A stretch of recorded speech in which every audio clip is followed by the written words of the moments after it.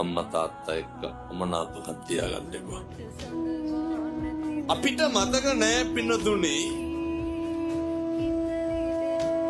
අවුරුදු 20න් එහා එච්චර මතක නෑ. 10න් එහා මතක. අවුරුදු 5න් එහා මතක. මිනිස්සුන්ට මතක තියෙන්නේ අපිට හොටු සූර ගන්න පුළුවන් කාලෙන් පස්සේ විතරයි. එහෙම නෙමෙයිද?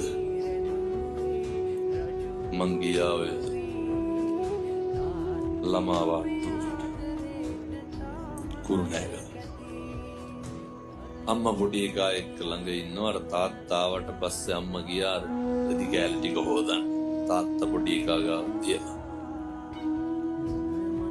මට එදා තමයි ඇත්තටම තාත්තගේ අගේ තේරුනේ. තාත්තලා කවුද කියලා තේරුනේ.